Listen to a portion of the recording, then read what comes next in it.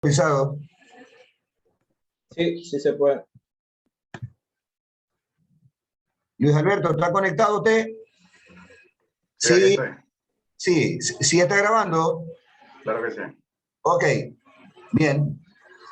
Les decía que si alguien tiene alguna pregunta antes de empezar la clase de hoy, si no hay ninguna pregunta, pues ayer nos quedamos hablando del hueso hioides, ¿verdad? Entonces, si no hay ninguna pregunta, vamos a empezar.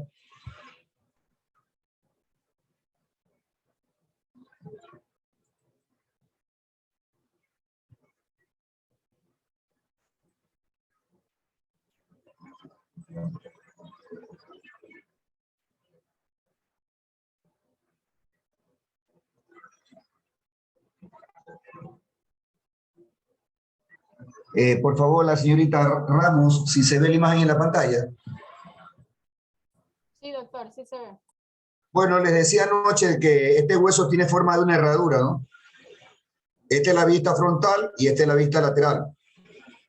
Y aquí está la ubicación por encima del cartílago tiroides, ¿no? Este cartílago se llama tiroides, es justamente el cartílago encima del cual se encuentra la glándula tiroides. Es decir, entre la mandíbula y el cartílago tiroides encontramos este hueso, ¿no? Y les mencionaba que, visto por delante, la parte anterior es prominente. Y esa parte anterior, muchas veces la gente le dice la manzana, cuando el término correcto es la nuez de Adán. Ahora, vamos a hablar de un tema interesante. El tema se llama fontanelas. Vamos a explicarlo para que lo comprendan bien. Voy a preguntar cuántos recuerdan haber visto a un bebé luego del nacimiento o de pronto a las pocas horas o pocos días después del nacimiento.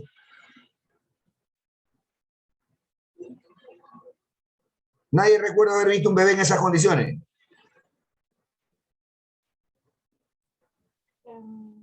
Mi esposo me dijo que cuando nació mi hijo su cabecita estaba media rara. Eso fue lo que más le asustó. Por favor, más fuerte, que casi no le escuché. ¿Ahí me escuchan? Ahí mejor. Mi esposo cuando nació mi hijo dice que vio su cabecita rara, o sea, como aplastadita a un lado. Ajá. Ya cuando la sacaron a sala, ya estaba normalito, que él pensaba que mi hijo tenía un problema de su cabecita. Bueno, lo primero que llama la atención en los recién nacidos es el tamaño de la cabeza.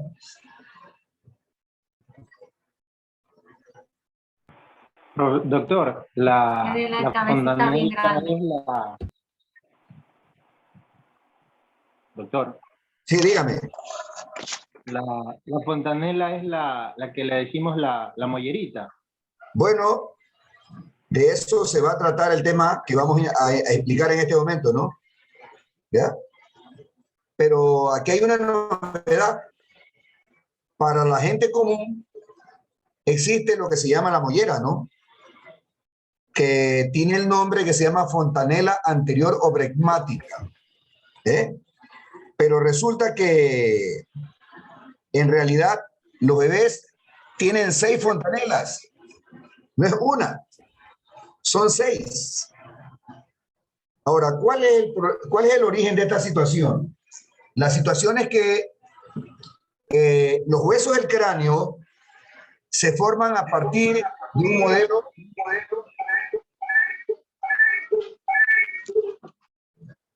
Gracias. Se forman a partir de un modelo membranoso, es decir, no de un modelo cartilaginoso, sino los huesos del cráneo inicialmente son un tejido membranoso que luego comienza a osificarse. Pero cuando el bebé nace, la osificación no ha terminado.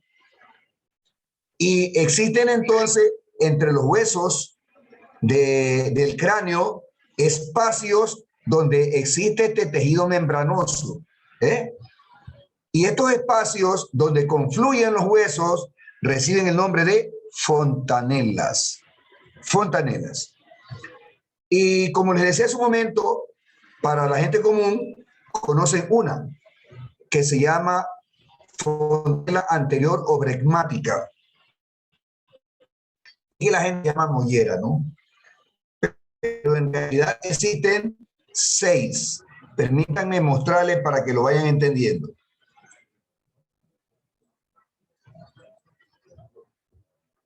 Mire, aquí tenemos una en la parte lateral y anterior.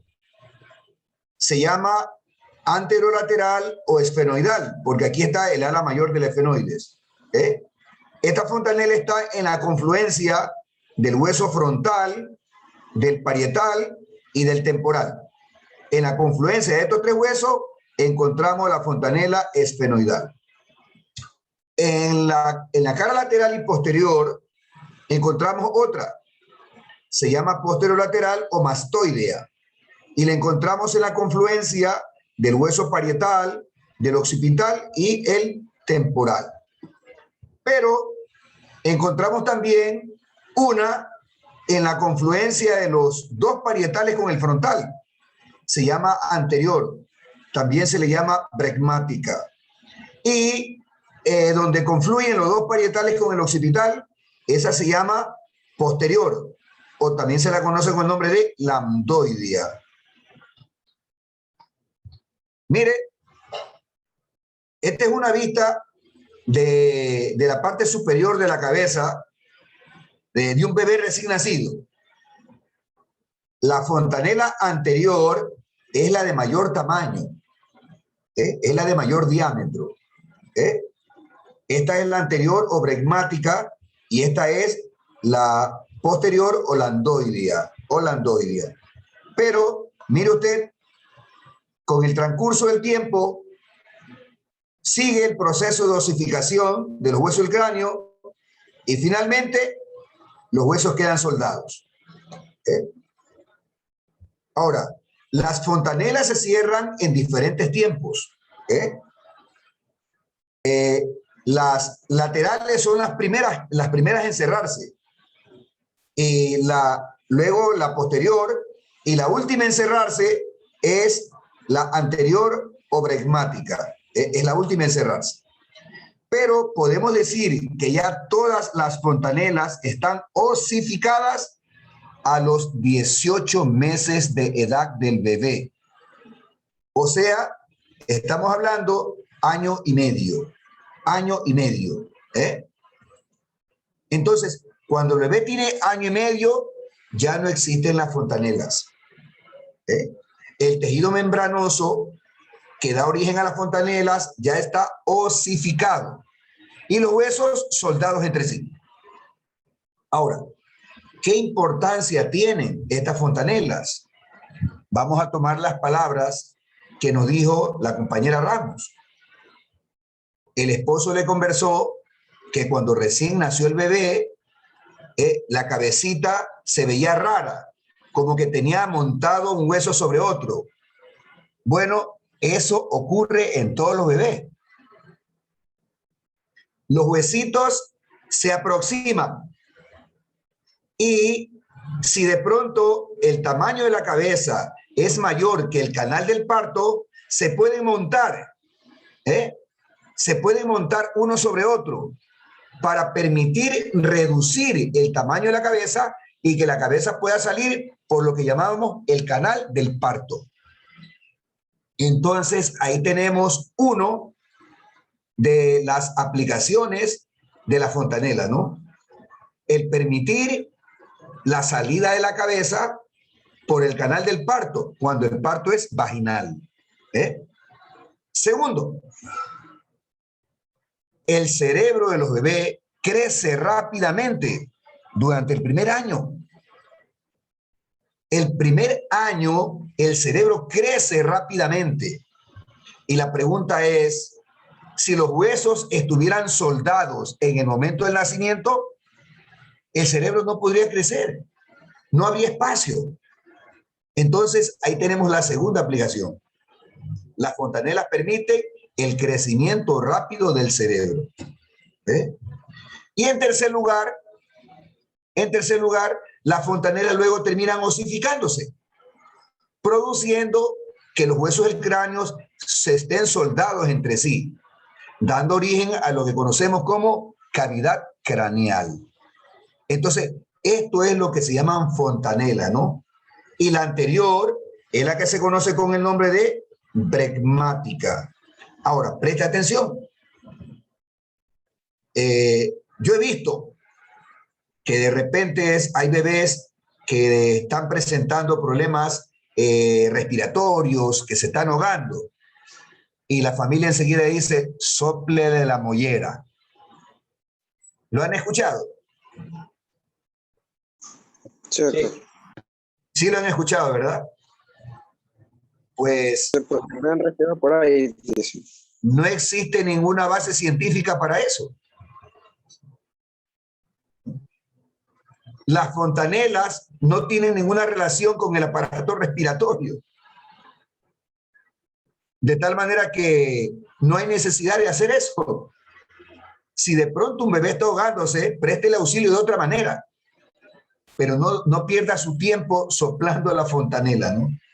Eso no ayuda en nada al bebé, en nada.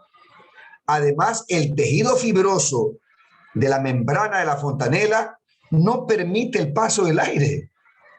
Eso no pasa. Pero las fontanelas sí tienen importancia, sobre todo la anterior o bregmática. Se la voy a mostrar nuevamente para que usted entienda y explicar la importancia. Esta de aquí,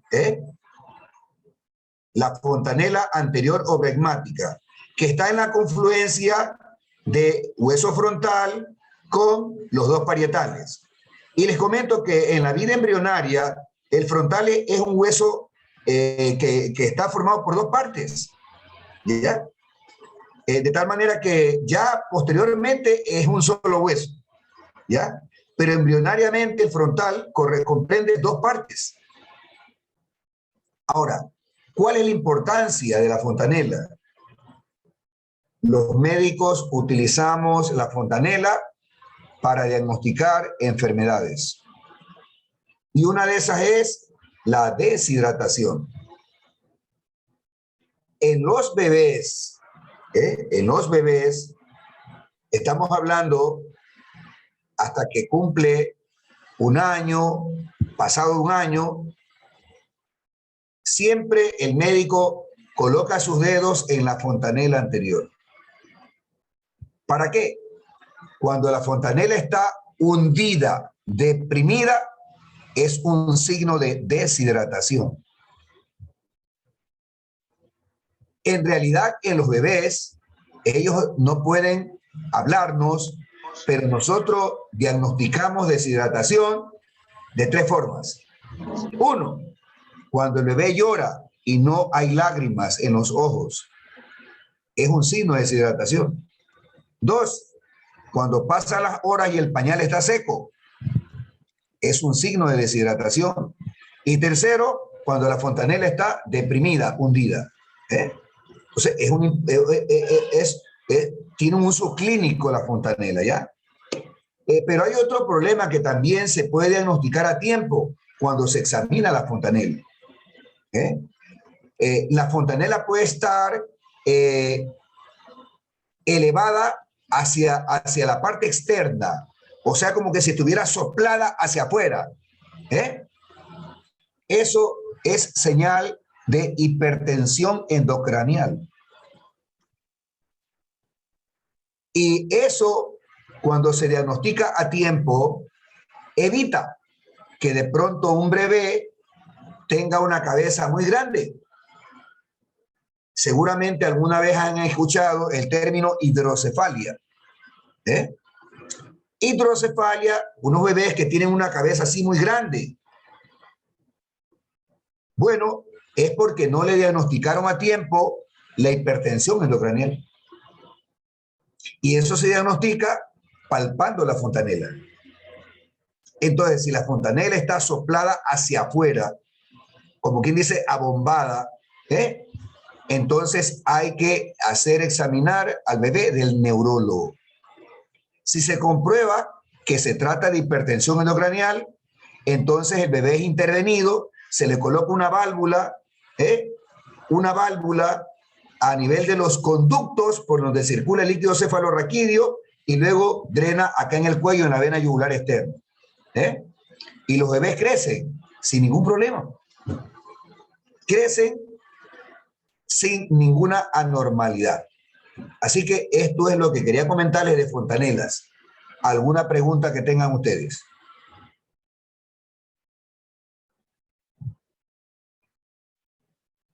Bueno, vamos a seguir entonces. Entonces, están totalmente cerradas todas a los 18 meses, porque la anterior demora 18 meses, es la última en cerrarse. Por lo tanto, todas están cerradas a los 18 meses. Vamos ahora a hablar del tronco. Bueno, el tronco está formado por los huesos del tórax.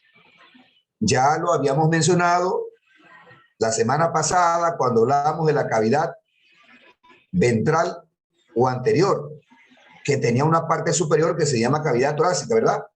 Bueno, esa cavidad es el espacio que queda dentro de lo que se conoce con el nombre de caja torácica. O sea, la caja torácica es la estructura. El espacio que queda dentro es lo que se llama cavidad torácica. ¿Y cuáles son los huesos que forman esta caja torácica o simplemente tórax? Son el esternón por delante, por detrás las 12 vértebras torácicas, y a manera de arcos, desde atrás hacia adelante, 12 pares de costillas. Esos son los huesos del tronco. La caja torácica entonces es una jaula ósea formada por el esternón, las costillas y los cartílagos costales, porque las costillas no se unen directamente al esternón, lo hacen por medio de los cartílagos costales. La caja torácica tiene una particularidad, es angosta o estrecha en la parte alta y más ancha en la parte baja o inferior. Y además está aplanada en sentido antero-posterior, es decir, de delante hacia atrás es aplanada. Aquí encontramos nosotros los órganos torácicos, como son los pulmones, el corazón, el mediastino, y también protege una parte de lo que viene a ser el abdomen superior. Además, brinda sostén al miembro superior, ya que el primer segmento del miembro superior, llamado cintura escapular, se articula con el tórax. Esta caja torácica tiene un papel importante en la respiración, ¿no? Gracias a que cuando inhalamos, observamos nosotros que el tórax es elástico, aumenta su diámetro, y cuando exhalamos, vuelve a su tamaño original. ¿Y cuáles son los huesos? El esternón. Es un hueso plano. Y si es un hueso plano, entonces está formado por tejido óseo esponjoso, rodeado por una delgada capa de tejido óseo compacto. Mide aproximadamente 15 centímetros y en él apreciamos 3 porciones: el manubrio, el cuerpo y la apófisis sifoides. En algunos textos se dice que tiene forma de puñal, en donde hablamos de el mango del puñal, el cuerpo del puñal y la punta del puñal. Ahora, quiero que ustedes en esta imagen reconozcan dos elementos que lo vamos a mencionar cuando hablemos de articulaciones. Mire, en el borde superior, acá, en el borde superior del mango, hay dos carillas. Mire, hay dos carillas. Estas carillas parecen como que si fuera una silla de montar.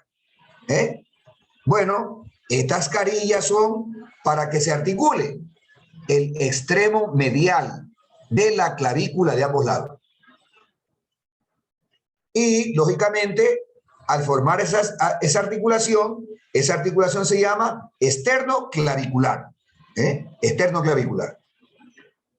Cuando vemos lateralmente el esternón, apreciamos, mire usted, 1, 2, 3, 4, 5, 6. Bueno, se me saltó una.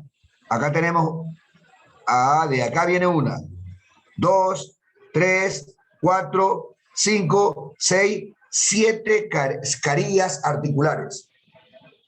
Ahí se articulan los 7 primeros cartílagos costales. O sea, las primeras 7 costillas se articulan por medio de un cartílago a esas carillas que estamos viendo nosotros ahí. Las costillas son 12 pares, son también huesos planos. Si son huesos planos, quiere decir que tienen tejido óseo esponjoso, rodeado de una delgada capa de tejido óseo compacto. Brindan soporte estructural a la región lateral de la cavidad torácica. Cada costilla se articula por detrás con su correspondiente vértebra torácica. Eso significa la costilla número 1 se articula por detrás con la vértebra torácica 1, la costilla número 2 con la vértebra torácica 2, y así sucesivamente. Por delante, las 7 primeras costillas, o sea, los 7 primeros pares, se articulan con el esternón, y por eso se llaman costillas verdaderas. Pero recuerde lo que estoy diciendo hace un momento, lo hacen por medio de los cartílagos costales, porque las costillas no se articulan directamente con el esternón, sino por medio de cartílago. Las costillas octava, novena y décima se articulan al cartílago de la séptima costilla, y por eso se llaman falsas. Es decir, estas no tienen relación directa con el esternón, sino con el séptimo cartílago costal. Por eso se llaman falsas. Y las número 11 y 12 no se articulan en sus extremos anteriores con nada. Por eso se las llama flotantes. Y aquí podemos apreciar. Entonces, costilla 1, 2, 3, 4, 5, 6 y 7 tienen su respectivo cartílago que llega al esternón. En ambos lados ocurre lo mismo. Pero la costilla número 8, 9 y 10, mire, se articulan al cartílago de la séptima. No se articulan con el esternón, sino al cartílago de la séptima. Y la número 11 y 12, sus extremos anteriores, no se articulan con nada. Por eso se llaman falsas. Las primeras 7 verdaderas, las 8, 9 y 10 falsas, y la 11 y la 12 se llaman flotantes. Ahora vamos a hablar de la columna vertebral, a menos que haya alguna pregunta hasta donde vamos hablando.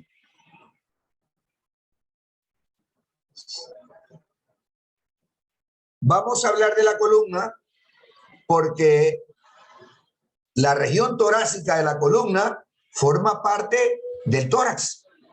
Entonces, de una vez vamos a estudiar la columna vertebral.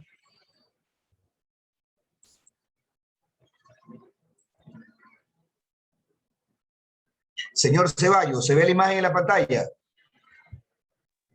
Sí, doctor. Muchas gracias. La columna vertebral está formada por unos huesos que se llaman vértebras, en total 33.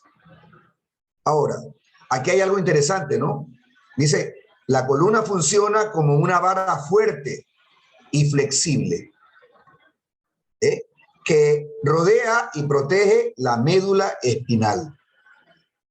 Y además sostiene la cabeza y sirve como punto de inserción para los 12 pares de costillas y también para la inserción de la cintura pélvica y de los músculos de la espalda y los músculos de los miembros superiores. Expliquemos esto de vara fuerte y flexible.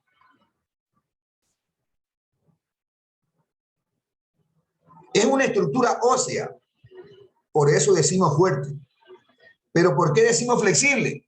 Porque mire, la podemos nosotros flexionar y extender. La podemos flexionar y extender. Y eso se logra gracias al ligamento amarillo que estudiamos cuando hablamos de tejido. Recuerda, cuando hablamos de tejido, hablamos del ligamento amarillo. Entonces, ese ligamento es un ligamento que une vértebra a vértebra y es elástico. Entonces, cuando estudiamos tejido conectivo elástico, hablamos del ligamento amarillo. Y ese ligamento elástico es el que une a las vértebras. Y gracias a eso, la columna vertebral es flexible.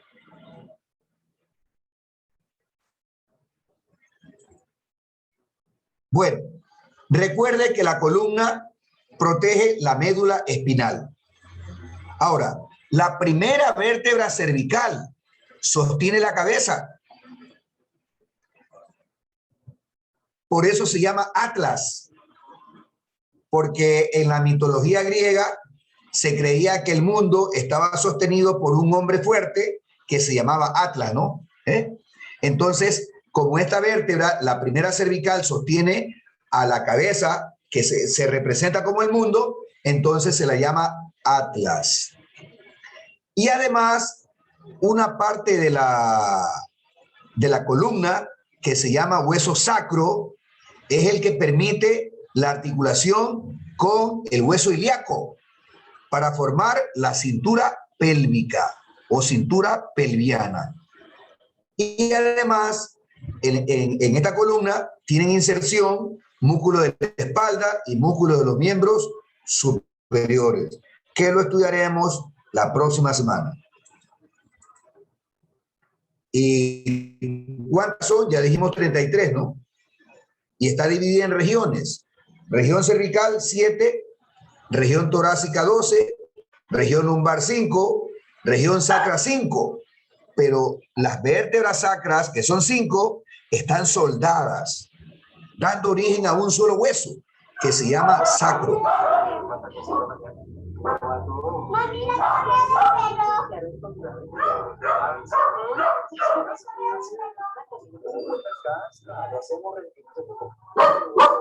Señorita Palomino. Su micrófono está abierto.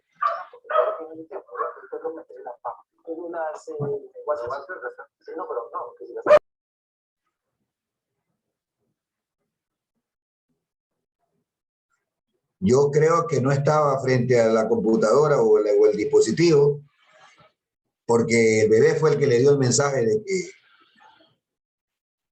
del que la estábamos llamando nosotros, ¿no? Bueno, yo comprendo.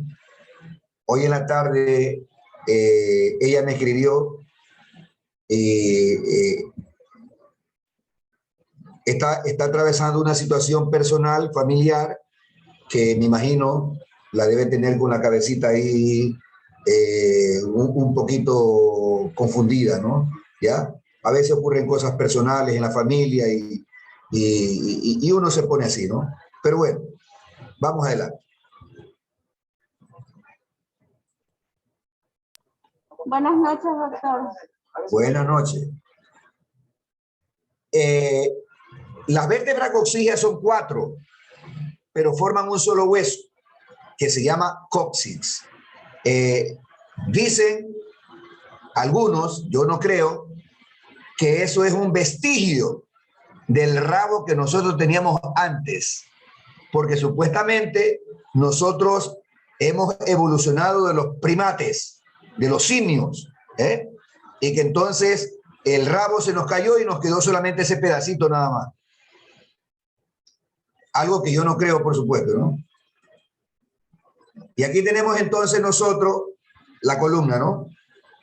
7 vértebras cervicales, 12 dorsales o torácicas, 5 lumbares, un hueso sacro que son 5 vértebras y el cóccix que es 4 vértebras, ¿no? En total 33.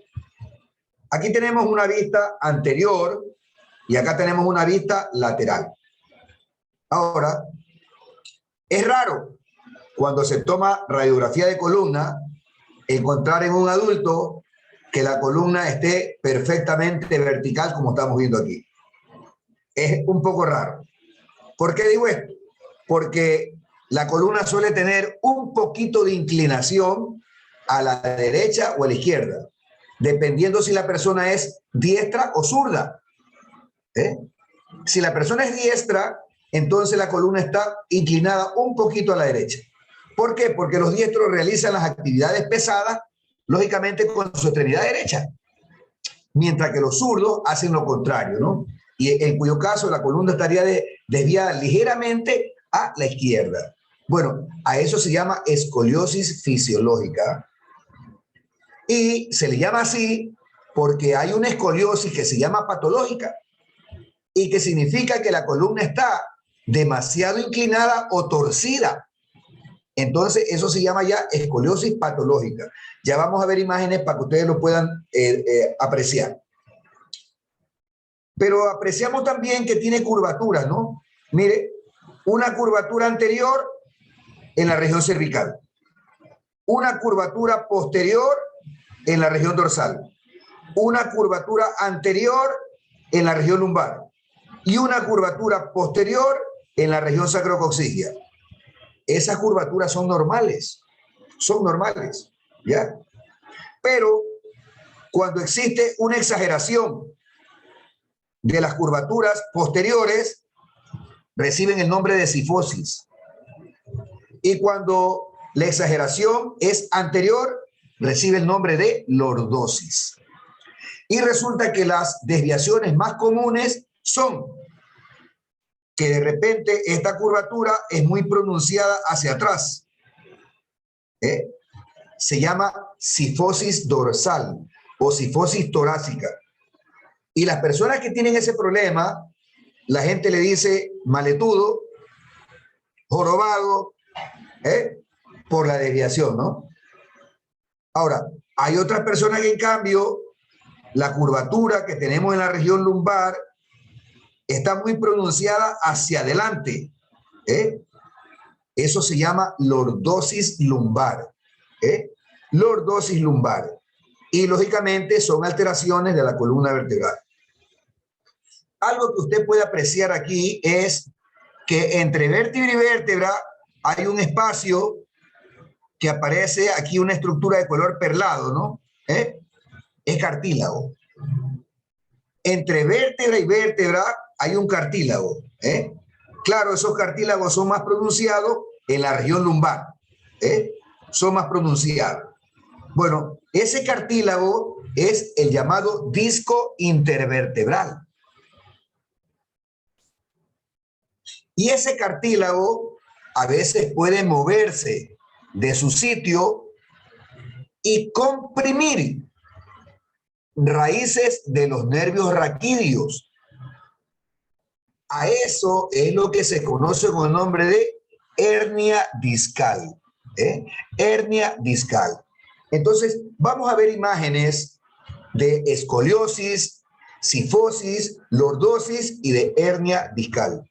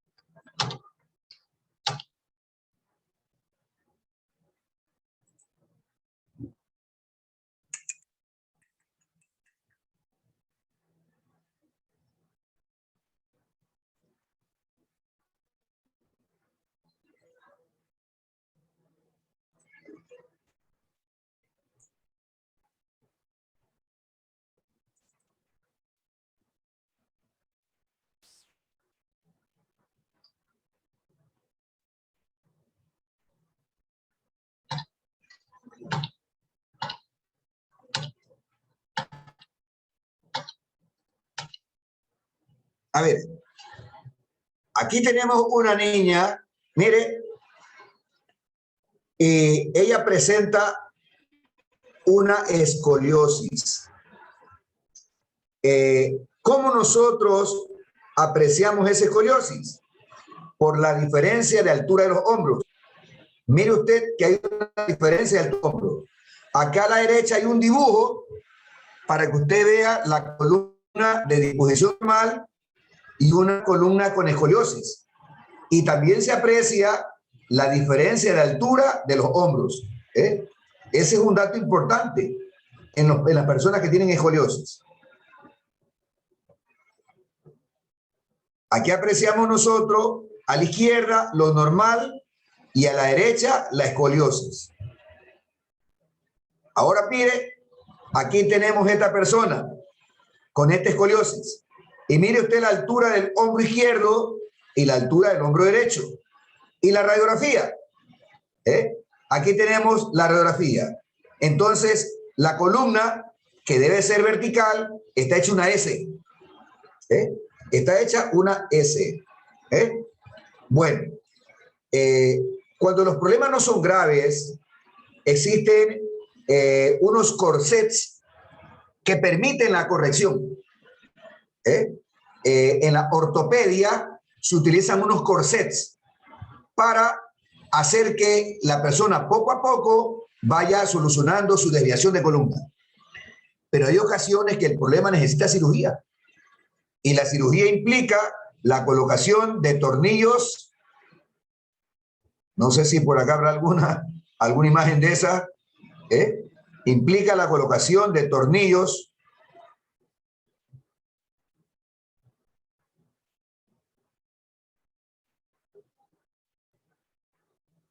Bueno, no tenemos la imagen. Sí había una. Ahí está, más abajito. Ahí. Ah, mira, aquí hay una, ¿ves? Aquí hay una, ¿ya?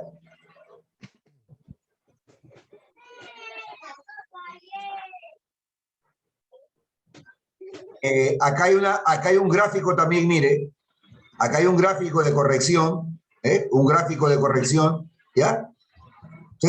Por eso es importante estos problemas diagnosticarlos a temprana edad, ¿no? Para corregirlo, para corregirlo.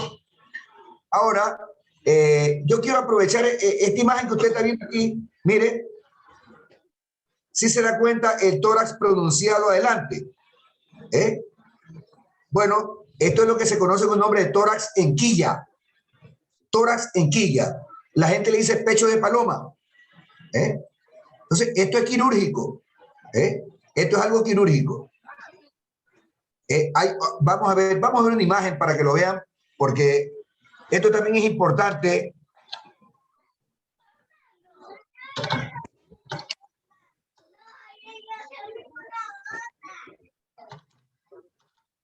Parece que sigue abierto el micrófono de la niña Palomino.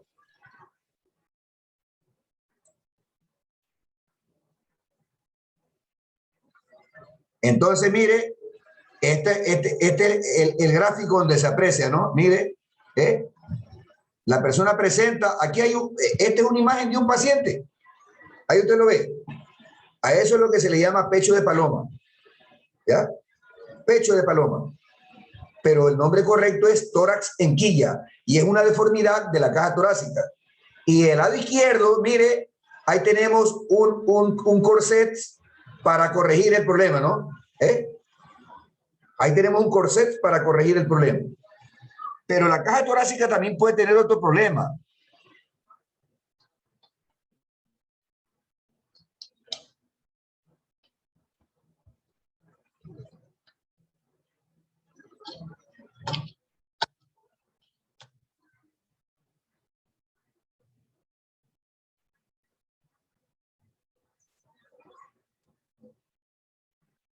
Mire usted, aquí esto es lo contrario.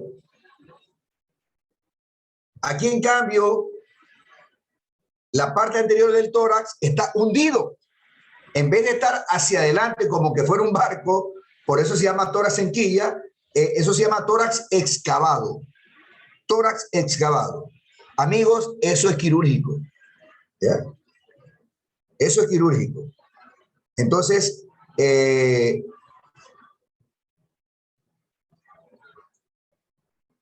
cuando el problema es leve o moderado, la solución es que generalmente el niño o el adolescente sople botella así, fuerte. Es decir, ejercicios de exhalación profunda. Porque en la exhalación profunda el tórax se abre hacia adelante. Y como las costillas y los cartílagos costales son flexibles, entonces se puede solucionar el problema. Pero cuando ya se trata de casos graves como el que vimos en la imagen, eso es quirúrgico. Eso necesita cirugía, porque eso va a comprimir a los pulmones y va a afectar también al corazón. Entonces, eso es quirúrgico.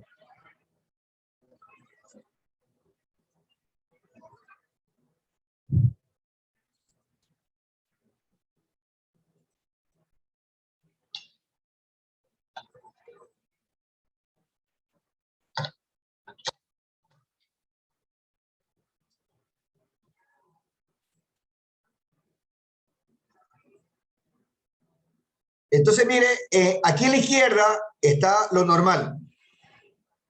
Y aquí en la derecha, el problema. En la imagen también que tenemos aquí, esta es la disposición normal. Y aquí tenemos el problema, ¿no? Entonces, la persona presenta una joroba en la parte posterior del tronco. La cifosis dorsal. La gente le llama jorobado, maletudo, etcétera, ¿no? Pero se llama cifosis, ¿no? Es la cifosis dorsal. Ahora, eso también se puede corregir tempranamente con el uso de corsets. Hay corsets que se usan para la corrección. Aquí tenemos un ejemplo de corsets. Veamos si hay alguna otra imagen de aquí de corsets.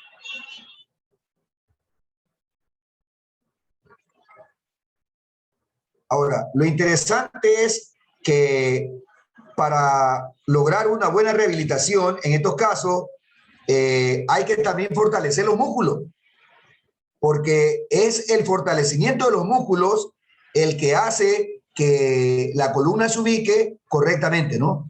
Es decir, así como se usa el corset, hay que fortalecer el trabajo de los músculos de la zona.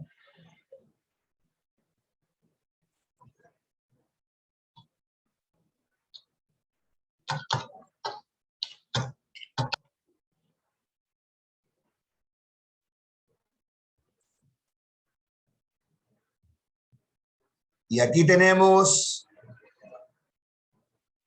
la lordosis. Mire, exagerada pronunciación de la curvatura en la región lumbar.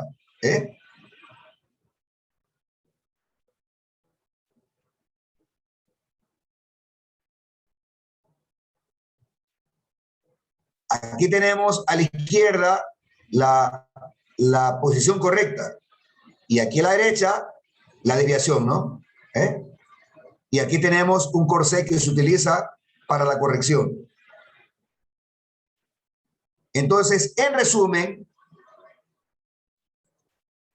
cuando hablamos de tórax, podemos nosotros tener el problema del tórax en quilla o podemos tener el problema del tórax excavado.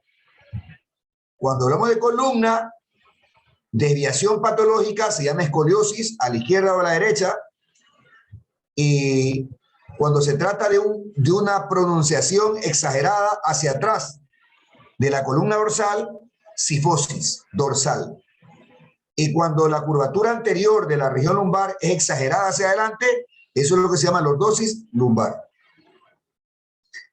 Las personas que tienen lordosis lumbar tienen una característica. Cuando usted les mira la región de la cintura, prácticamente hay una especie de hueco en la línea media. Hay una especie de hueco en la línea media.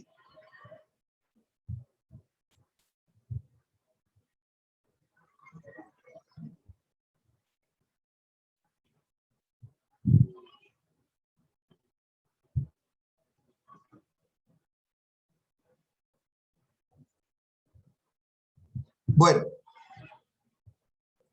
las partes de una vértebra, tenemos nosotros el cuerpo, estamos viendo la vértebra desde arriba, este es el cuerpo, tiene las llamadas apófisis transversas,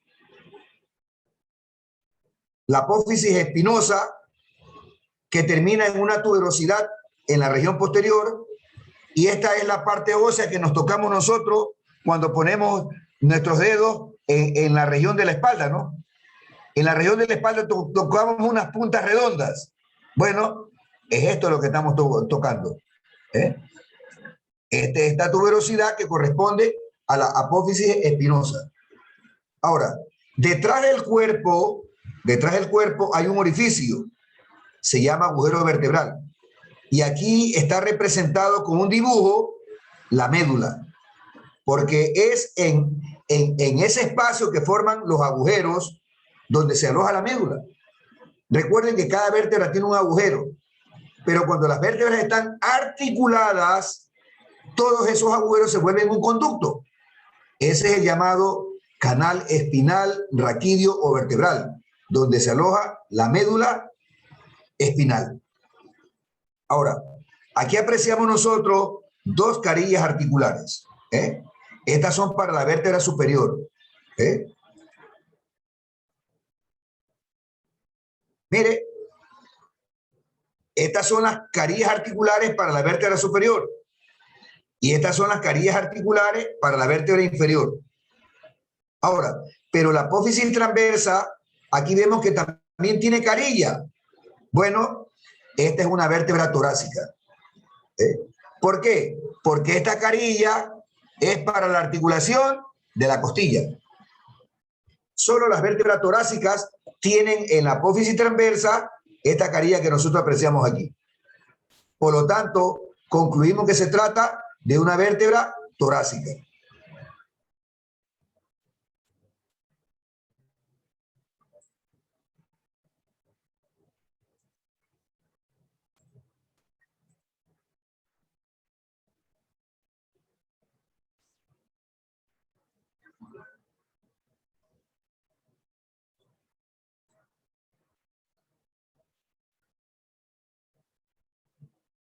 Este es el 9.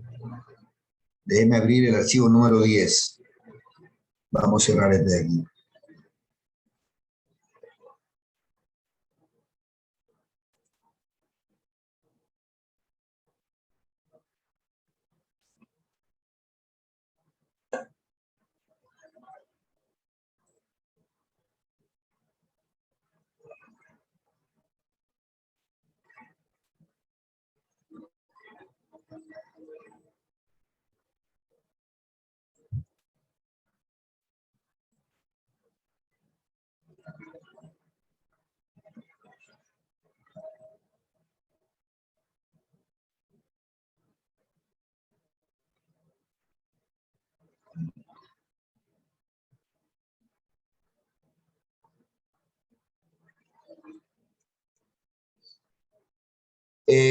Vamos ahora a continuar con las extremidades, tanto las superiores como las inferiores. Pero siempre me gusta detenerme y preguntar, por favor, alguna duda, alguna inquietud. Yo tengo una pregunta, doctor. Dígame. Lo que usted dijo, nombró antes sobre la cifosis lumbar. Ya, muchas veces a ciertas personas se le crea una tutuma. Yo no sé si fuese lumbar. O sea, vio En la región lumbar hay lordosis. Es lordosis. Ah, ya. Entonces, prima, ya listo, doctor. Sí, en la región lumbar hay lordosis. La cifosis es más característica de la región dorsal, ¿ya? Porque la cifosis es una exageración de la curvatura hacia atrás, mientras que la lordosis es una exageración de la curvatura hacia adelante, ¿ya? Esa es la diferencia.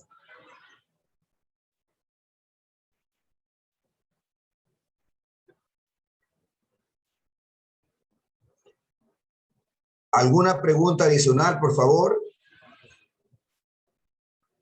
Hemos revisado hasta este momento el tronco. Ahora nos faltan las extremidades. No hay preguntas, entonces vamos a continuar.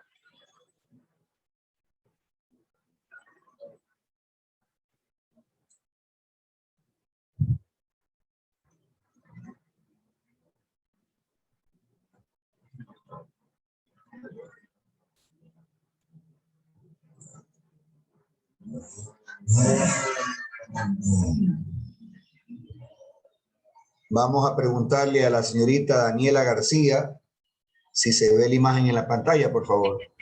Sí, profe, sí se ve. Muchas gracias. Bueno, el primer segmento del miembro superior se llama hombro y se lo conoce con el nombre de cintura escapular. ¿Sí? La cintura escapular.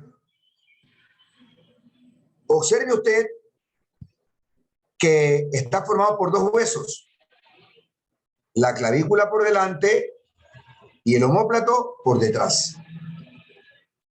Así en el lado derecho como también en el lado izquierdo. Ahora,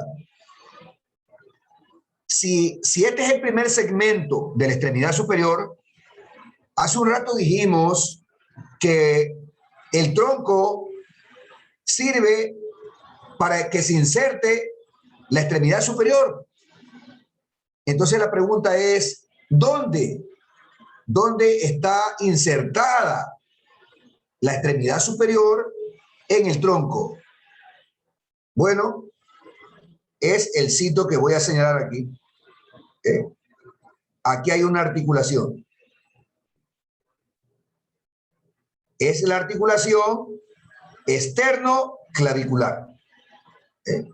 La articulación externo-clavicular está uniendo a la clavícula, que es parte de la cintura escapular y primer segmento del miembro superior, al tronco. Ahora, aprecie usted que luego el segundo segmento de la extremidad superior, que viene a ser el hueso húmero, el húmero está articulado con el omóplato. Entonces, ahí podemos apreciar nosotros cómo la extremidad superior está sostenida por el tronco, ¿no? Y esto ocurre gracias a esta articulación, que es la articulación externo-clavicular.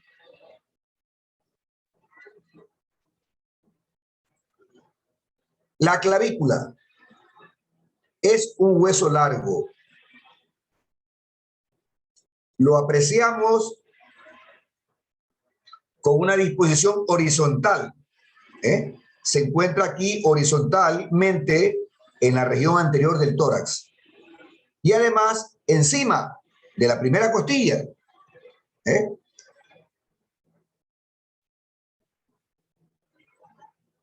Presenta un extremo que se llama medial, porque está ubicado en el plano medio, y un extremo lateral, porque se encuentra alejado del plano medio. Pero este extremo medial también se lo llama esternal. ¿Por qué? Porque se articula con el esternón. Mientras que este otro extremo se lo llama también acromial. ¿Por qué? Porque se articula con el acromion del omóplato.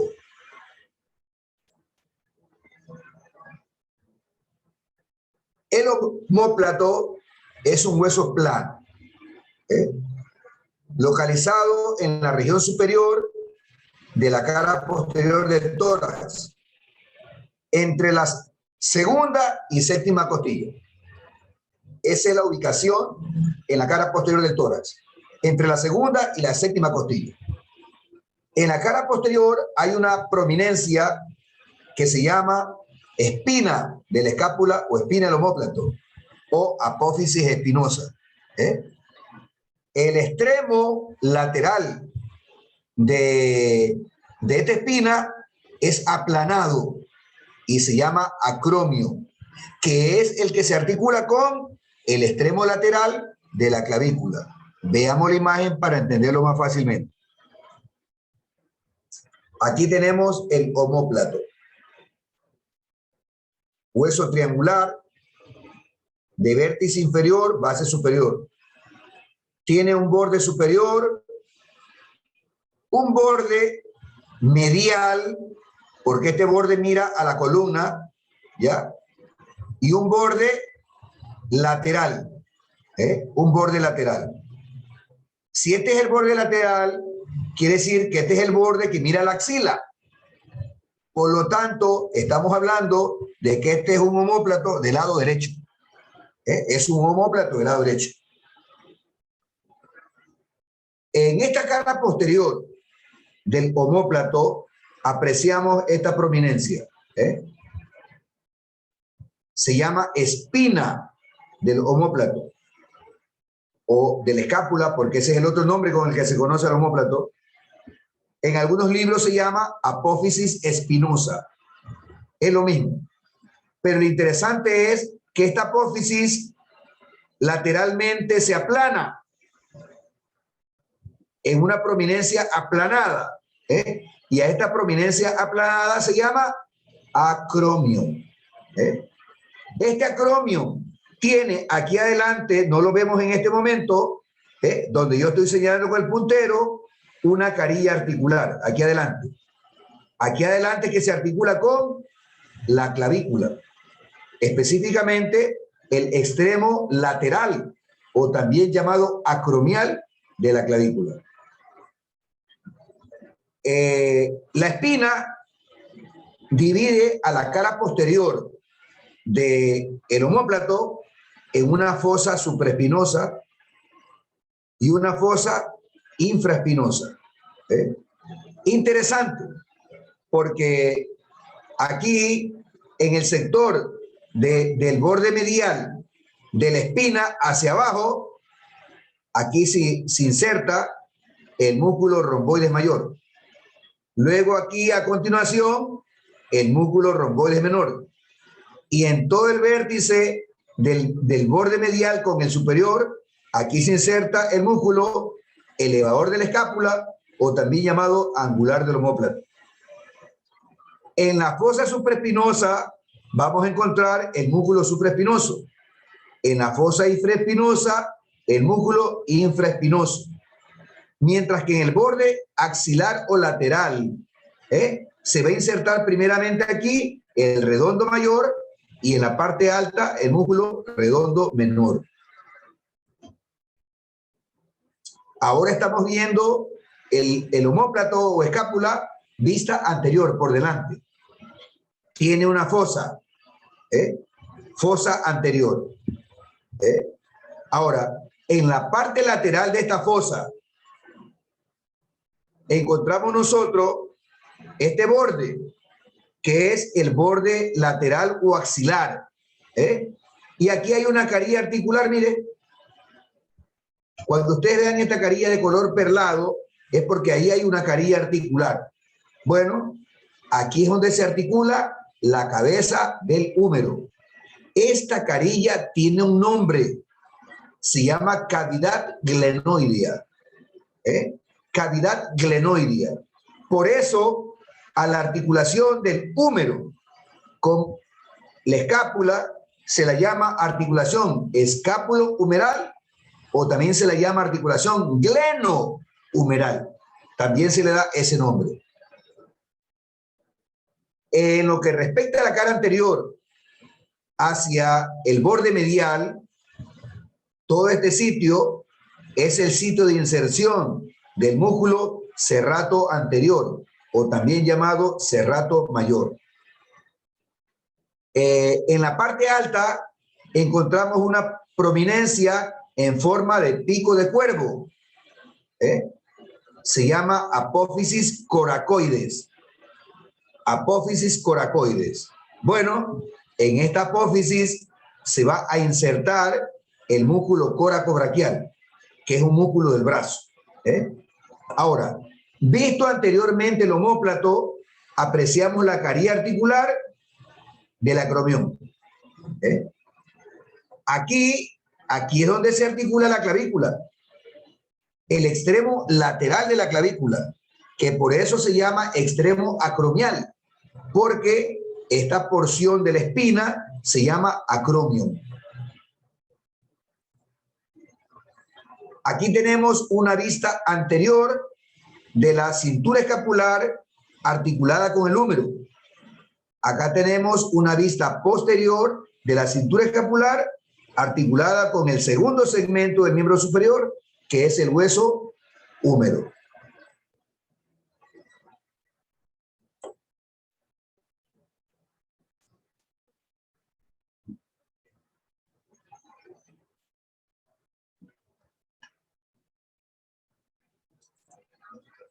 Nos falta 1 minuto para las 8.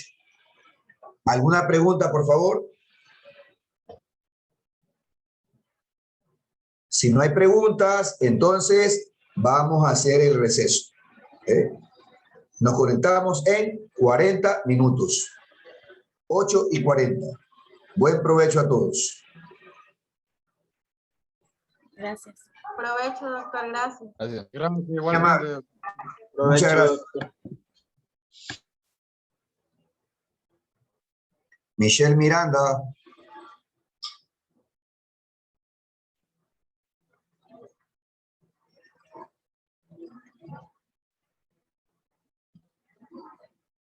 José Álava. Buenas noches, doctor, presente. Lucete Alcíbar. Buenas noches, presente. Juan Arévalo. Presente, doctor, buenas noches. Andreina Arroyo. Presente, profe, buenas noches. Gracias. Víctor Aski. Buenas noches, doctor, presente. Javier Betancourt. Buenas noches, doctor, presente. María Alejandra Calderón. Presente, buenas noches. Gracias. Jocelyn Cabrera. Presente, buenas noches. Gracias. Antonella Carriel. Buenas noches, doctor, presente. Evelyn Castro. Buenas noches, doctor, presente. Gracias.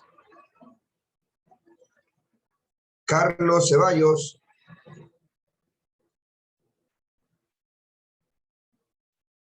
Marco Flores.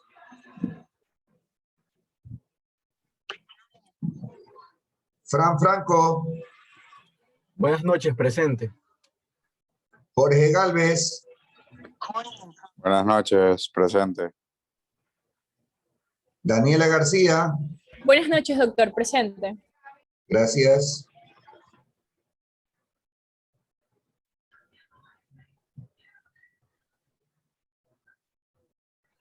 Jocelyn Guzmán. Buenas noches, presente, doctor. Gracias.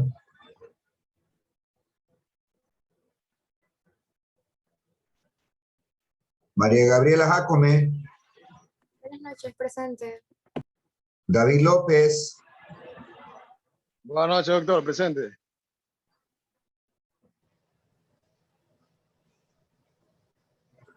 Cristian Mero. Buenas noches, presente. Rubén Morán. Buenas noches, doctor, presente.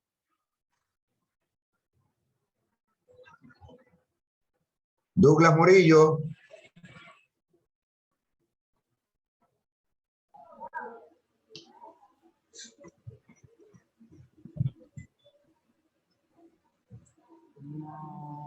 Estefanía Ortega.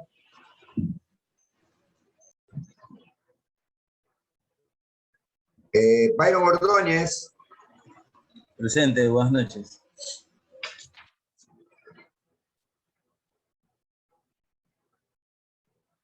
Angie Palomino. Buenas noches, presente. Gracias. Luis Alberto Parrales. Buenas noches, presente. Brian Parrales. Buenas noches, presente. Fernando Peñafiel. Buenas noches, presente. Vanessa Pilay. Buenas noches, presente. Gracias. Jofre Pimbo. Buenas noches, presente, doctor. Gracias. Joana Ramos. Presente, buenas noches. Gracias. Anaí Reyes. Buenas noches, presente. Ana Solórzano. Buenas noches, doctor, presente. Carlos Uriña. José Uvidia.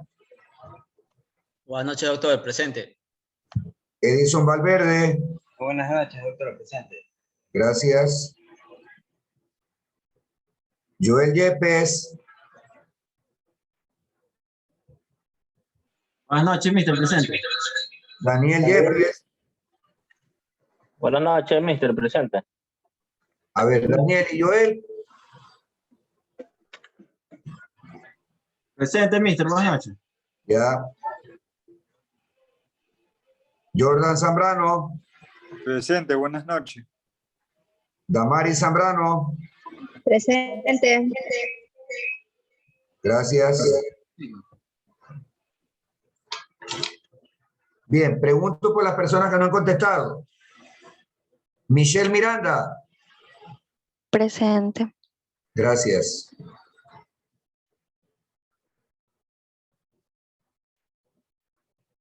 Carlos Ceballos.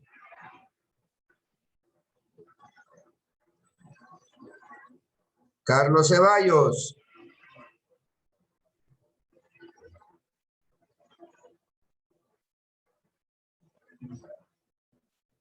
Marco Flores.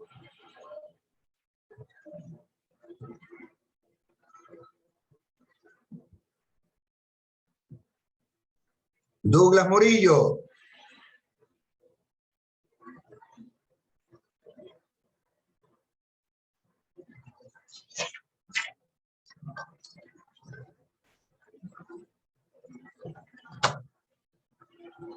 Carlos Uriña.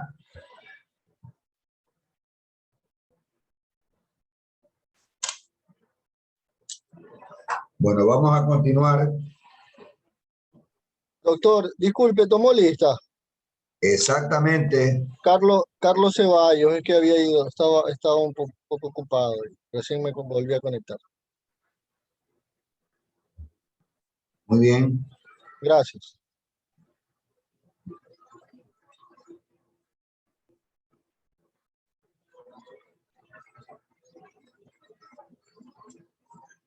Bien.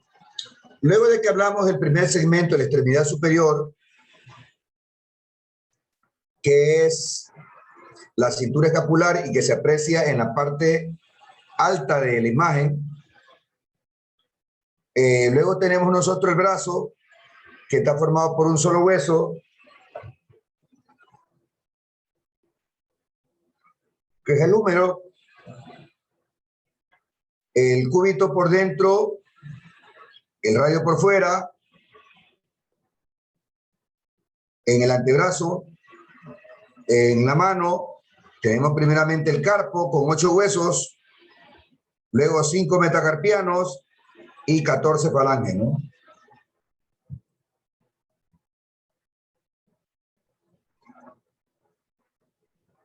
Entonces vamos a hablar primeramente del húmero. Entonces tiene un cuerpo o diáfisis y dos extremos o epífisis.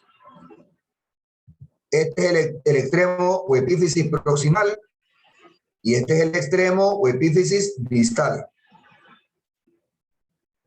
El epífisis proximal tiene una prominencia redondeada que se llama cabeza del húmero, la cual se articula con la carilla de la cavidad glenoidea que tiene el omóplato para formar la articulación escápulo-humeral o también llamada gleno-humeral por la cavidad glenoidea del omóplato. En cambio, en la epífisis distal tenemos nosotros, aquí hay una fosa, se llama fosita coronoidea,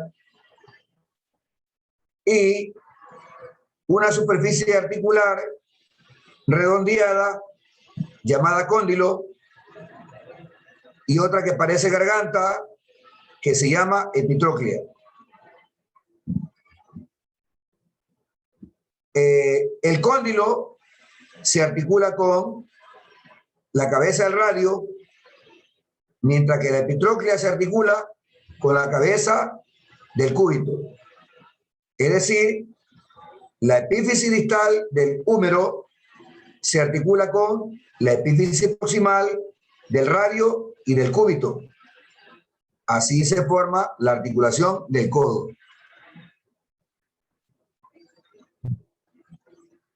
Entonces, aquí tenemos una vista anterior de la articulación escápulo-humeral o gleno-humeral, y acá tenemos una vista posterior.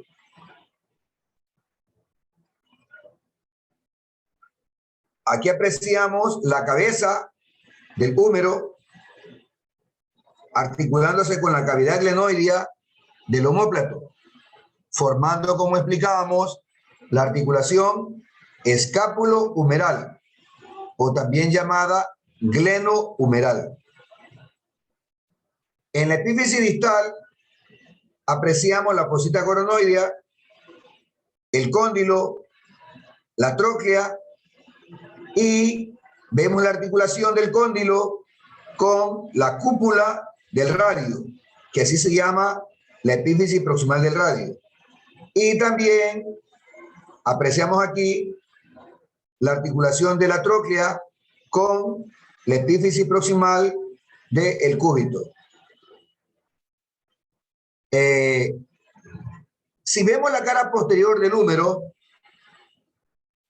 en su extremo distal o epífisis distal se encuentra una fosa.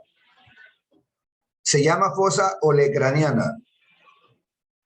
Se llama así porque allí se mete esta porción de la cabeza proximal del cúbito que se llama olecrano.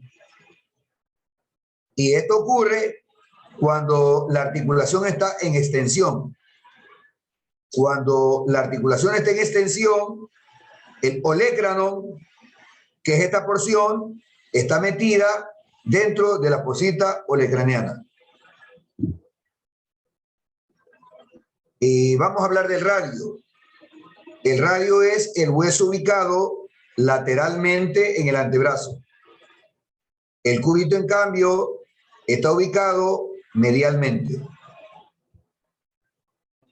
Bueno, el radio es un hueso largo. Se encuentra lateral en el antebrazo. La epífisis proximal se encuentra la cabeza del radio, que viene a ser esta que parece un botón grueso. También se la conoce con el nombre de cúpula radial. Bueno, ahí se articula, en esta carilla articular que vemos ahí, con el cóndilo del húmero.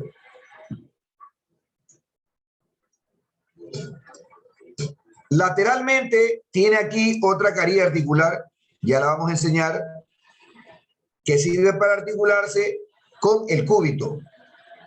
Bueno, en realidad el radio se articula proximalmente con el cúbito y acá también distalmente se articula también con el cúbito. Y aquí tenemos la famosa articulación del codo. Aquí usted puede ver la cabeza del radio, que tiene forma de un botón grueso, con su carilla articular, que sirve para articularse con el cóndilo de la epífisis distal del húmero. Mientras que apreciamos nosotros aquí la articulación de la tróclea con la epífisis proximal del cúbito. El cúbito termina aquí en una punta. Esta punta se llama apófisis coronoides. Cuando la articulación está flexionada, esta punta, llamada apófisis coronoide, se queda aquí en este hueco, llamada fosita coronoidea. Pero cuando la articulación del codo está en extensión, la podemos apreciar aquí a la apófisis coronoide. Pero en cambio, el olecrano, que es esta prominencia de la cabeza del cúbito, se mete en esta otra fosa que está en la cara posterior de la epífisis distal del húmero, llamada fosa olecraniana.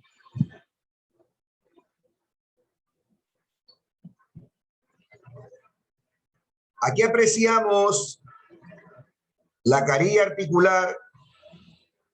En este sitio, mire, aquí se articula el cúbito con el radio. Decimos nosotros proximalmente, porque también hay una articulación distal.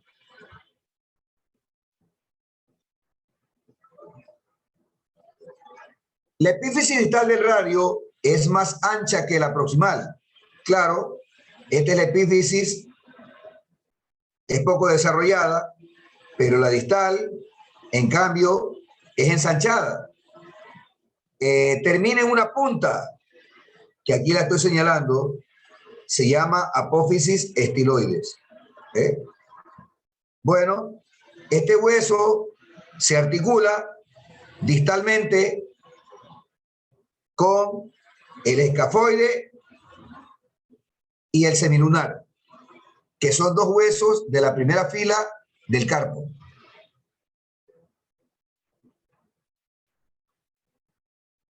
Aquí podemos apreciar el escafoides y aquí vemos el semilunar. Este es el escafoides, este es el semilunar.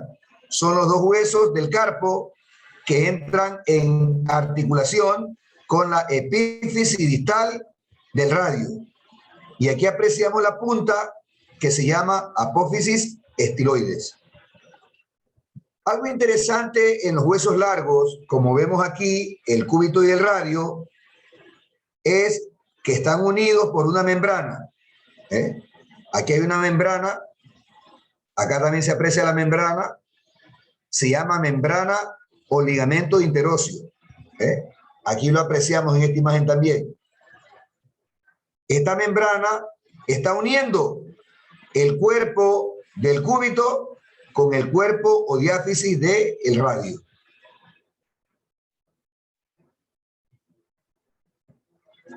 El cúbito es otro hueso largo. Se localiza medial en el antebrazo. ¿Por qué yo digo que esto es medial y por qué esto es lateral? Recuerden la posición anatómica. La palma de la mano está mirando hacia adelante. Por lo tanto, este que es el dedo gordo, el pulgar, está situado en la parte lateral. Mientras que el meñique está situado en la parte medial. Por lo tanto, si esto es medial, este es el cúbito, Y este en cambio es el radio. En su epífisis proximal se encuentra el olecrano, que ya lo vimos hace un momento, ¿no?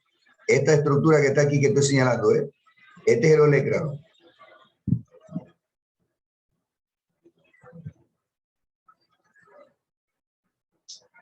¿Qué forma la prominencia del codo? Bueno, nosotros cuando palpamos aquí este hueso que representa lo que le llamamos el codo, ¿no? Lo que estamos tocando en realidad es el olecrano del cúbito. El olecrano es el que forma esta prominencia del codo. El cúbito se articula con el húmero y con el radio. Vamos a ver la imagen para que lo puedan apreciar bien. Aquí está articulado con el húmero, formando lógicamente la articulación del codo. Pero aquí hay otra carilla articular aquí. Aquí se articula con el radio también. Ahora, esta es la articulación del codo. Hay una pregunta por ahí en el cuestionario que dice, ¿qué huesos o parte de huesos forman la articulación del codo? Y la respuesta es epífisis distal del húmero, epífisis proximal del cúbito, epífisis proximal del radio. Aquí estamos viendo el codo visto por detrás, o sea, una vista posterior. Y acá la tenemos, la imagen agrandada, ¿no? Es la misma imagen. Entonces, esta fosa que queda aquí, donde se incrusta el olecrano, es la fosa olecraniana que mencionamos cuando estudiamos el húmero. Y aquí estamos viendo, entonces, lateralmente, lo estamos viendo al cúbito. Apreciamos en el cúbito esta carilla articular, que es la que se va a articular con la tróclea del húmero. Y termina aquí en una punta, como ustedes se dan cuenta. Esta es la apófisis coronoides. Esta es la que se ubica en la fosita coronoidea del húmero, cuando la articulación del codo está flexionada. Y esta es la carilla articular para el radio. El radio se articula, como vimos hace un momento, con el húmero, pero también se articula aquí en este sitio con el cúbito.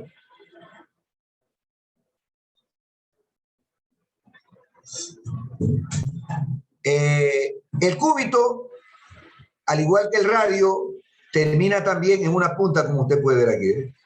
Esta punta. También se llama apófisis estiloides del cúbito. Apófisis estiloides del cúbito. Y por supuesto, este hueso, el cúbito, también se articula con el carpo, la primera fila del carpo, ¿no? Y ahora vamos a estudiar esos 8 huesecillos que están formando el carpo, región que se la conoce en el cuerpo humano como la muñeca. El carpo está formado por 8 huesos, dispuestos en 2 filas. Una fila proximal y una fila distal. La fila proximal se articula con el cúbito y el radio. La fila distal se articula con los 5 metacarpianos. ¿Cuáles son los huesos? Bueno, en la fila proximal tenemos escafoides, que es este de aquí, semilunar, piramidal Y este pequeño que se ve acá es el pisiforme. En la fila distal tenemos el trapecio, el trapezoide, el hueso grande y el hueso ganchoso. Aquí lo podemos apreciar mejor. Primera fila, escafoides, semilunar, piramidal y pisiforme.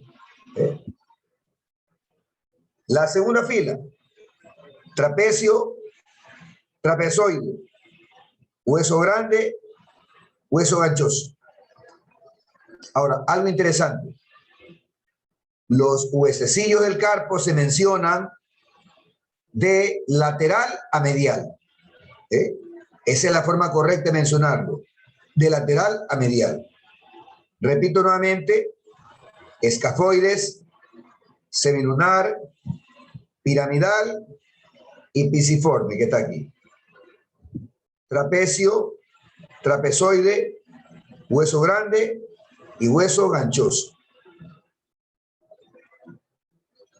Algo interesante es que los huesos del carpo no están articulados de manera plana, sino que cuando están articulados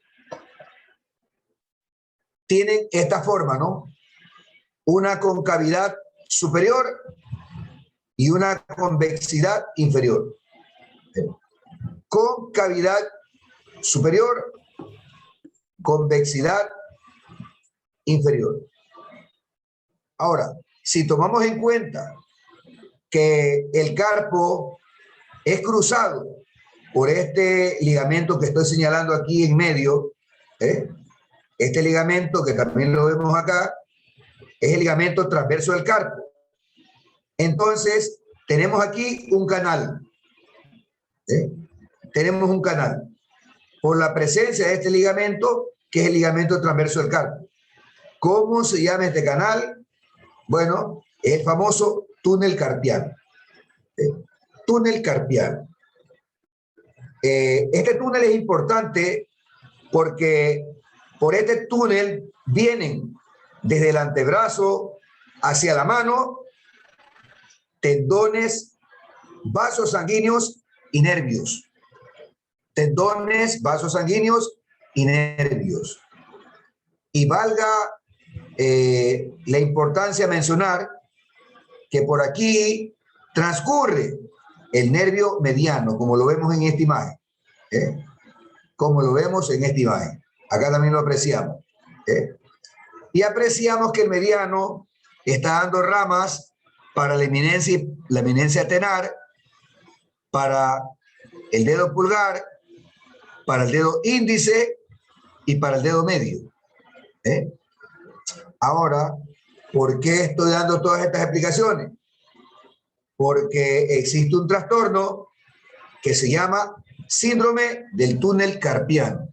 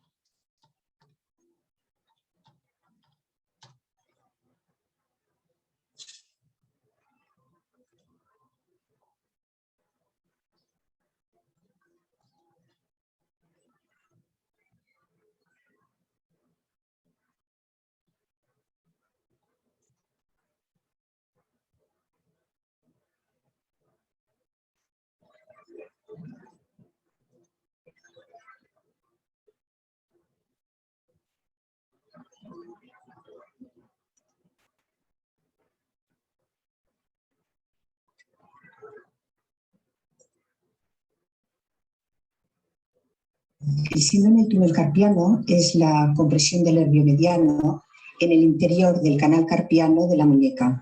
El canal carpiano de la muñeca es un espacio anatómico y está formado por los huesos del carpo y por el ligamento transverso del carpo.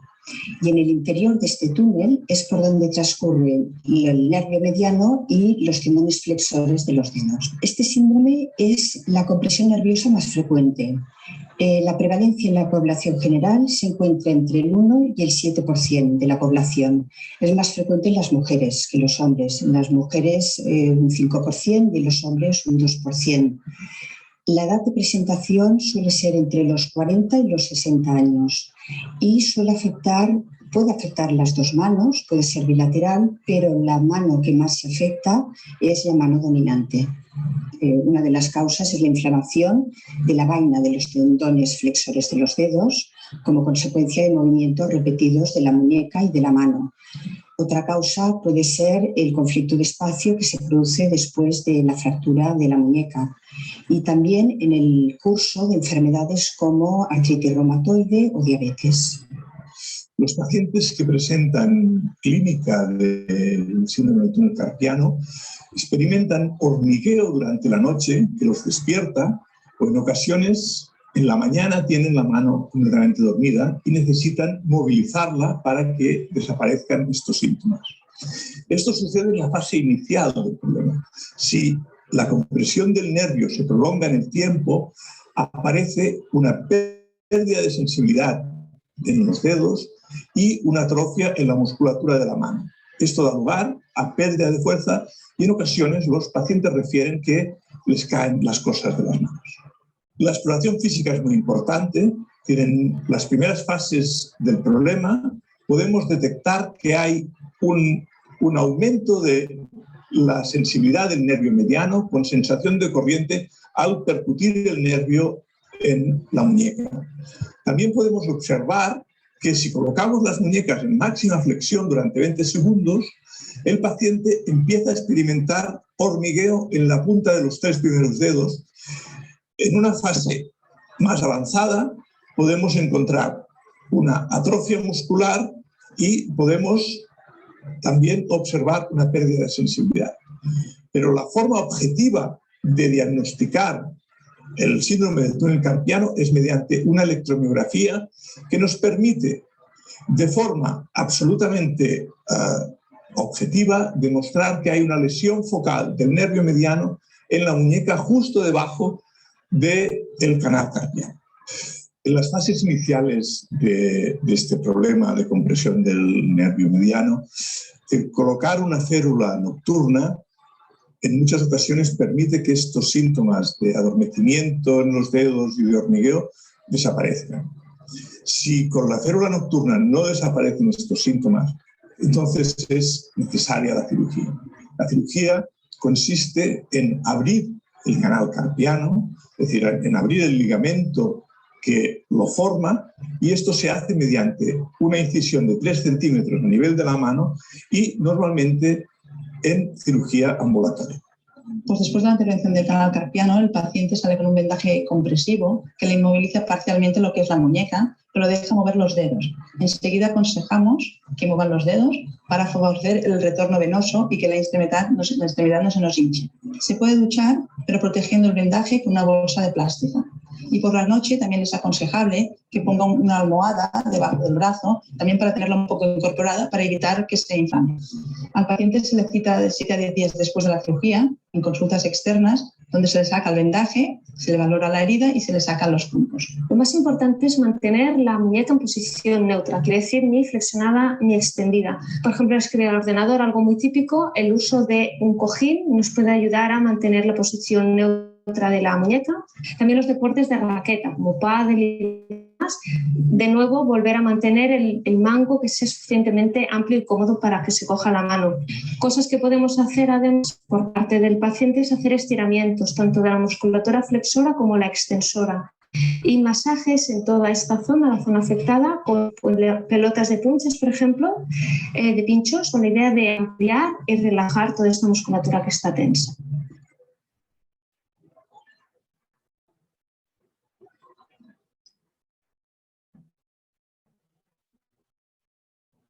¿Alguna pregunta o les quedó claro el problema.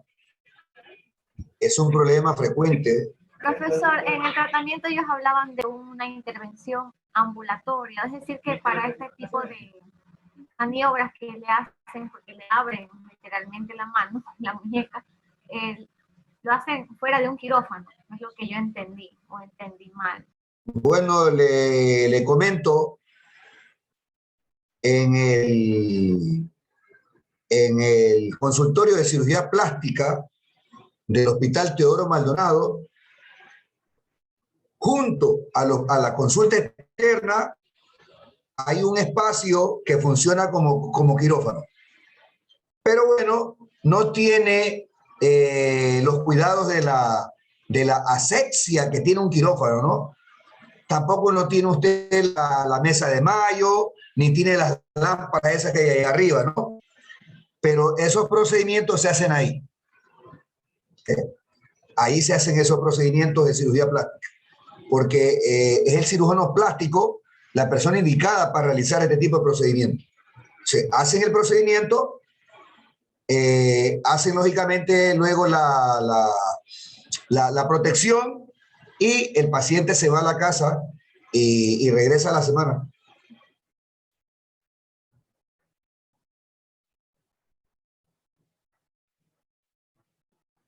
Recuerden lo que dijo la primera persona que habló, que la causa más frecuente es los movimientos repetitivos de la muñeca. Es decir, las actividades que hacen que nosotros estemos haciendo esto, es una de las causas, ¿no?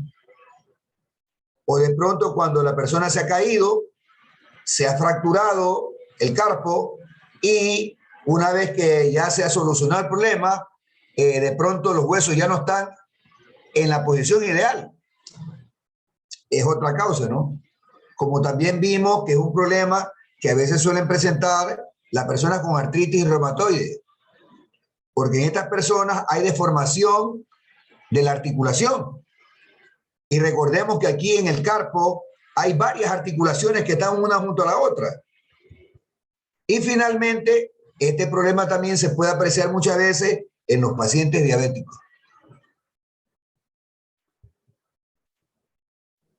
Doctor, Diga. usted manifestó que el que realiza esa operación es un cirujano plástico, no es el reumatólogo, el especializado en eso. No. El traumatólogo. A ver, es que el indicado, a mi manera de ver, es el cirujano de plástico. Pero yo no me refiero al cirujano plástico del que te hace las chichis más grandes o que te arregla la nariz, ¿no? No, hay un cirujano plástico especializado solamente en mano. ¿Me explico? Sí. Yo estaba pensando que hablaba de ese cirujano. No es el cirujano que te pone de pronto ahí esas bolsas para aumentar los glúteos o corrección de las desviaciones del tabique, etcétera. No, ese es un cirujano plástico esteticista. El otro, en cambio, es un cirujano plástico especializado en mano. Solo mano.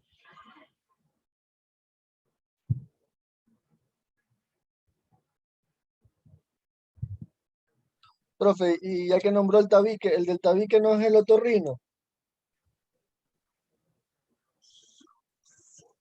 Solo sáqueme de las dudas que voy teniendo. No. Está muy bien, está muy bien. Es decir, cualquier otorrinolaringólogo le puede operar el tabique, ¿ya? Pero repito, cuando se trata de esteticismo, el cirujano es el plástico, ¿ya? Ese es el especialista.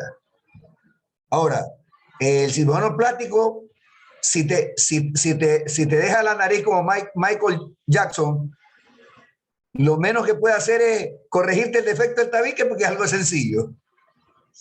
El defecto de tabique es una cirugía fácil. Mira, yo recuerdo cuando hice mi primera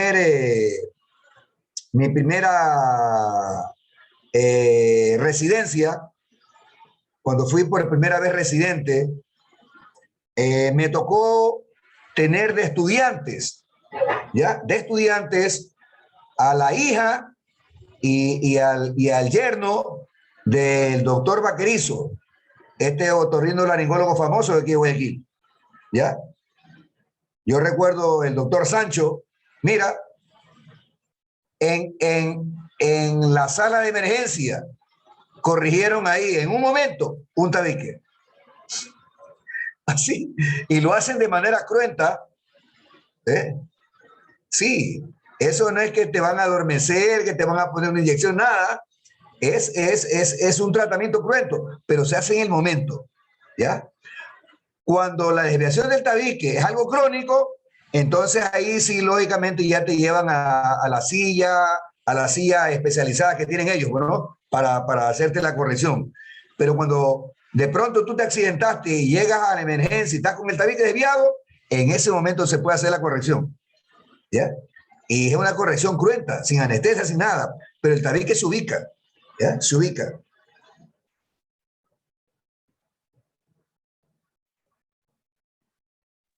Listo, Bueno, doctor, gracias. vamos a seguir.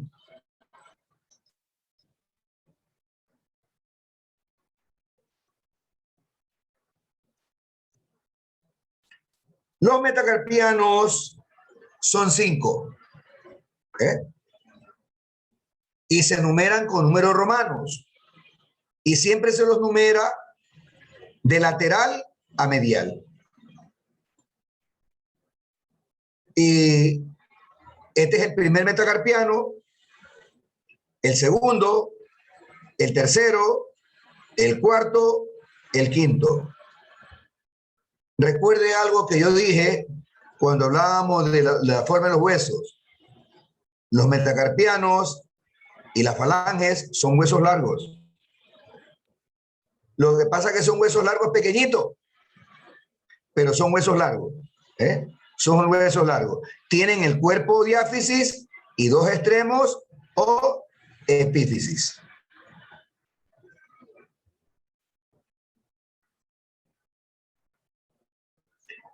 Aquí podemos apreciar entonces el primero, el segundo, el tercero, cuarto y quinto metacarpiano. ¿Por qué este es el primero? Porque el lateral es el del dedo pulgar. ¿Y por qué para mí este es el dedo pulgar? Porque yo veo que tiene solamente 2 falanges. Y resulta que los dedos tienen 1, 2, 3 falanges.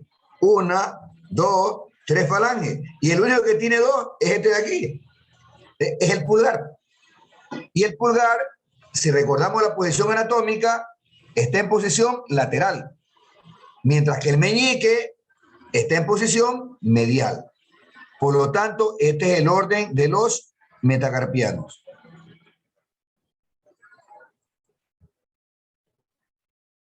Las falanges son 14. Y repito lo que dije hace un momento. Huesos largos. Son huesos largos. Lo que pasa es que son huesos largos pequeñitos. ¿Ya? Son pequeñitos. Ahora, las falanges igualmente se mencionan de lateral a medial, ¿no? Y tienen incluso su nombre, ¿no? Estas forman el dedo pulgar, el dedo índice, el dedo medio, el dedo anular y el dedo meñique. Todas están formadas por 3 segmentos, llamadas falange proximal, intermedia, distal. Falange proximal, intermedia, distal. Falange proximal, intermedia, distal. Falange proximal, intermedia, distal.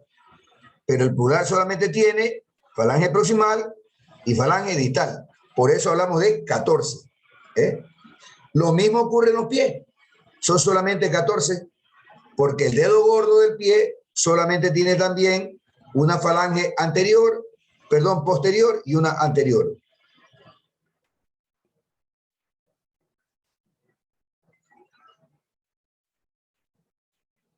Ahí tenemos señaladas las falanges proximales. Ahí tenemos las intermedias y vemos que el pulgar no tiene falange intermedia. Y ahí tenemos señaladas las falanges distales. Y bueno, el miembro inferior lo vamos a ver mañana.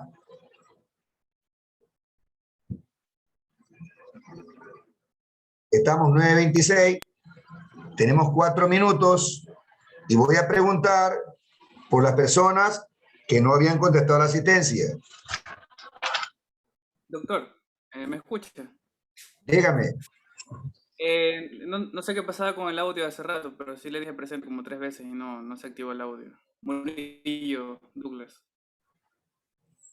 Hasta le escribí por el chat.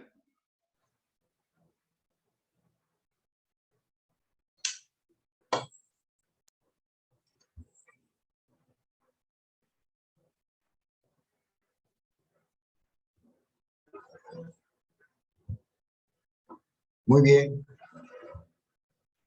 Veamos.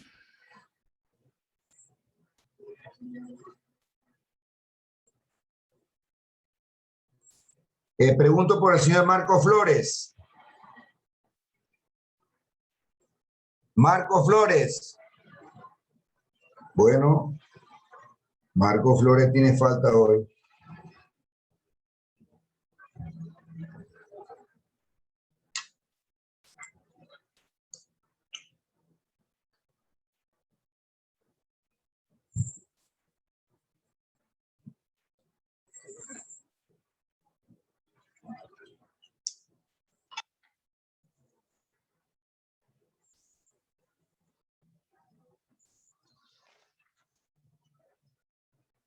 Y pregunto por el señor Carlos Uriña. Carlos Doctor, Uriña. buenas noches. Buenas noches, doctor. Yo sí estaba desde que empezó la clase. Lo que pasa es que se fue la energía por acá, por mi sector, y no pude decir presente.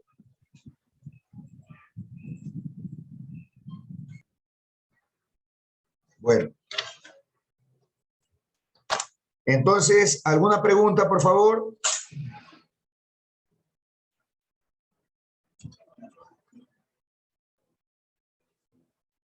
Si no hay preguntas, entonces nos conectamos mañana. Que tengan una muy buena noche. Una pregunta. ¿Sí les envié el cuestionario ya que tienen que resolver para la lección del día lunes? Hasta el tercero envió. No, sí, en el tercero siguen las preguntas. Es que en el tercero están del hueso, sistema óseo. Sí, está. No Sí, sé ahí si siguen todas las... ahí debe estar sistema óseo y articular inclusive. Revise, Los temas sí están. Yo lo revisé. Sí, eso sí está. Yo la revisé. Ok, entonces, está bien. Bueno, que tengan muy buenas noches. Chao, buenas noches.